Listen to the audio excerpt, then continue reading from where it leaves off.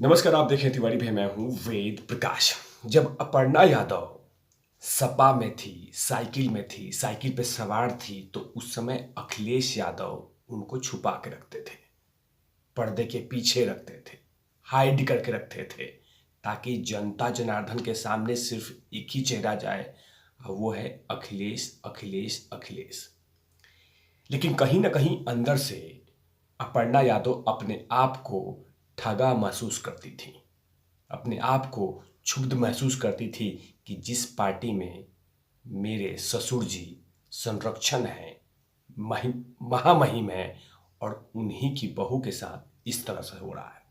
और कहीं ना कहीं धीरे धीरे वो ठगा, वो अंदर से अपने आप को कमीपन धीरे धीरे नरेंद्र मोदी और योगी के फैन बनते हुए समय नहीं लगाया, और आखिरकार धीरे धीरे वो तमाम बातें सामने आ गई और अंततः उन्होंने भाजपा ज्वाइन कर लिया। लेकिन जैसे ही उन्होंने भाजपा ज्वाइन किया, उसके बाद कहीं ना कहीं अखिलेश यादव को ये अफसोस तो जरूर होगा कि भारतीय जनता पार्टी ने जो जिम्मेवारी अपर्णा यादव को दिया है, उससे अखिलेश यादव को अंदर अंदर जलन शुरू हो जाएगी कि जिस लड़की को, जिस बहू को, जिस मैं छुपा के रखता था, उसको भारतीय जनता पार्टी इस स्टेज पे ला के कह दिया कि यही हीरा है, यही वो बेहतर नेता है जो उत्तर प्रदेश की उन तमाम महिलाओं की बात कर सकती है। जाहिर सी बात है, अपर्णा यादव उत्तर प्रदेश में जब से योगी जी के नेतृत्व में ज्वाइन किया है, उससे कहीं ना कहीं उन तमाम विपक्षी नेताओं को ये चुभन शुरू हो गई होगी कि जरूरत क्या था अपर्णा यादव को छोड़ देना। और ये भी अफसोस कर रहे होंगे अखिलेश यादव कि आखिरकार मैंने जो रोकना था, रोकना चाहिए था, लेकिन भारतीय जनता पार्टी ने अपर्णा यादव का सही तरीके से उनका उपयोग कर रही है, और कहाँ पे उनको सही जगह पे प्रचार कराना है, वो तमाम चीज़ें भारतीय जनता पार्टी कर रही है। जब अपर्णा यादव ने भारतीय जनता पार्टी ज्वाइन किया और उन्होंने उत्तर प्रदेश में जो दहाड़ की, उससे कहीं ना कहीं अखिलेश यादव को अफसोस के सिवा कुछ नहीं होगा। अपर्णा यादव ने कहा कि मैं राष्ट्रवाद को देखकर भाजपा ज्वाइन की हूं, मैं नरेंद्र मोदी के राष्ट्रवाद की फैन हूं। ये तमाम बातें उन्होंने मीडिया में कहा और एक संदेश भी दे दिया कि मैं आपके साथ आमने सामने लड़ूंगी, लेकिन तथ्यों और सिद्धांतों को लेकर। आखिरकार अपर्णा यादव ने अपने स्टेटमेंट में क्या क्या कहा, ये बतलाना बहुत ही आवश्यक होगा। अपर्णा यादव ने कहा कि मैं राष्ट्रवाद की वजह से भाजपा को चुनी हूं, भाजपा सरकार में महिलाओं को सम्मान मिला है, प्रधानमंत्री नरेंद्र मोदी, मुख्यमंत्री आदित्यनाथ योगी की सोच, दूरदृष्टि से समाज में बहुत सकारात्मक बदलाव हुआ है। ये तमाम बातें कही है। आगे उन्होंने कहा कि भाजपा वो पार्टी है जिसने देश को बचाया है। मैं एक नए भारत के निर्माण के लिए नरेंद्र मोदी के साथ बढ़ना चाहती हूं। अपर्णा यादव ने कहा कि देश और प्रदेश की उन्नति के लिए भाजपा जरूरी है। भाजपा जीतेगी तो देश और प्रदेश दोनों की तरक्की होगी, गरीबों का कल्याण होगा, बहु बेटी सुरक्षित रहेगी, सबका साथ, सबका विकास और सबका विश्वास के संकल्प पूरा होता हुआ रहेगा। ये तमाम बातें अपर्णा यादव ने प्रेस कॉन्फ्रेंस में कहा, और ये कहीं ना कहीं अखिलेश यादव को वो आईना दिखा दिया कि जिस विकास को लेकर अखिलेश यादव महिमा मंडल करते थे कि मैं ही जीतूंगा आने वाले चुनाव में, मैं ही सब कुछ हूं, मैंने बहुत अच्छा विकास किया है, लेकिन उन्हीं की बहू ने उनको आईना दिखा दिया कि आपने विकास नहीं किया है, सिर्फ आपने ढोंग किया है, आपने सिर्फ झूठ बोला है, आपने सिर्फ पाखंड बेचा है। क्योंकि जब अपर्णा यादव ने कहा कि भारतीय जनता पार्टी में महिलाएं सुरक्षित हैं, नरेंद्र मोदी राष्ट्रवाद की बात करते हैं, नरेंद्र मोदी की जो दृष्टि है, वो सोच है, वो बहुत आगे तक जाती है।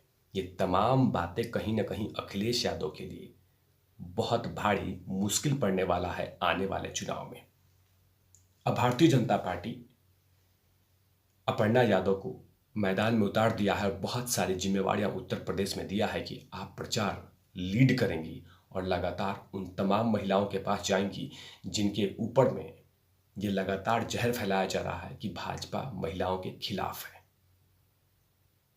उसके बाद अखिलेश यादव को ये तो समझ में आ ही गया होगा कि पहले अपर्णा होती तो अच्छा होता, लेकिन अफसोस के सिवा अब कुछ भी नहीं होगा। लेकिन साथ में कांग्रेस से ज्वाइन की अदिति सिंह ने भी बहुत अच्छी अच्छी बातें बोली। अभी फिलहाल अदिति सिंह भाजपा ज्वाइन की हैं और उन्होंने जो कुछ कहा वो कहीं ना कहीं राहुल और प्रियंका के लिए एक संदेश भी है कि आखिरकार एक पार्टी में इस तरह की सोच कैसी हो सकती है। अदिति सिंह रायबरेली की विधायिका रह चुकी हैं और कांग्रेस के कद्दावर लीडर की बेटी हैं, और उन्होंने जब भाजपा ज्वाइन किया तो सिर्फ यही कहा कि कांग्रेस पार्टी में टिकटें बिकती हैं, वहां पे किसी की नहीं चलती है। अदिति सिंह ने कहा कि भाजपा ने अपने पूरे कार्यकाल में उत्तर प्रदेश में महिला केंद्रित योजनाओं को लागू करने में महिलाओं को जिंदगी भर नए रंग दिए हैं। उन्होंने कहा कि पिछली सरकारों में जो महिलाओं के साथ योजना लागू करना था उसे उनके हित तक बात नहीं करती थी। कांग्रेस छोड़कर आई प्रियंका मौर्य ने भी मैंने अपने समाज के हित और राष्ट्र के हित के लिए भारतीय जनता पार्टी को चुना है। सबका साथ सबका विकास के मंत्र के साथ आगे चलना है। अभी कुछ दिन पहले कांग्रेस की पोस्टर गर्ल मैं लड़की हूं, मैं लड़ सकती हूं कि एक पोस्टर गर्ल ही भारतीय जनता पार्टी ज्वाइन किया और आईना दिखा दिया प्रियंका गांधी को कि आप काम के लायक नहीं है। जो आपकी सोच है वो महिलाओं के लिए नहीं है, जो आपकी विचारधारा है और राष्ट्र के लिए नहीं है, ये प्रियंका मौर्य ने कहा। रिसेंटली अभी कांग्रेस से ज्वाइन किया है और अदिति सिंह ने भी अखिलेश यादव पे बहुत सारी बातें कही कि आपकी जो सोच है वो महिलाओं के लिए बेहतर नहीं है, जो आपकी पार्टी की नीति है वो ग्राउंड जीरो पे कभी पहुंचे ही नहीं। अपर्णा यादव ने ऑलरेडी कह चुकी हैं कि अखिलेश यादव की पार्टी में महिलाओं का सम्मान नहीं है। एक तरफ लगातार अखिलेश यादव ये कहते हैं कि महिलाओं का सम्मान भारतीय जनता पार्टी नहीं कर रही, लेकिन उन्हीं की बहू ने उनको आईना दिखा दिया कि माफ कीजिएगा, भारतीय जनता पार्टी में महिलाओं का सम्मान है। आदित्यनाथ योगी ने आने वाले फ्यूचर के लिए उत्तर प्रदेश में बहुत सारे मेहनत किए हैं। साथ में यह भी कहा कि राष्ट्रवाद से भरपूर लय है भाजपा में, लेकिन राष्ट्रवाद की कमी कहीं ना कहीं सपा में तो दिखता है। तभी तो उन्होंने कहा कि राष्ट्रवाद से लय है भाजपा। ये तमाम आईने अखिलेश यादव को उन्हीं की बहू ने दिखा दिया और साथ में ये कह दिया कि आने वाले 2022 के चुनाव में आपकी हार निश्चित है अखिलेश यादव। अभी देखना होगा कि अखिलेश यादव इसके बारे में क्या जवाब देते हैं और भारतीय जनता पार्टी अदिति सिंह को, प्रियंका मौर्य को और साथ में अपर्णा यादव को किस सीट से, किस विधानसभा क्षेत्र से आने वाले चुनाव में टिकट देती है। तब तक के लिए आप देखते रहिए तिवारी भैया। मैं हूं वेद प्रकाश, कैमरामैन ध्रुव राठी के साथ। Over not lovies.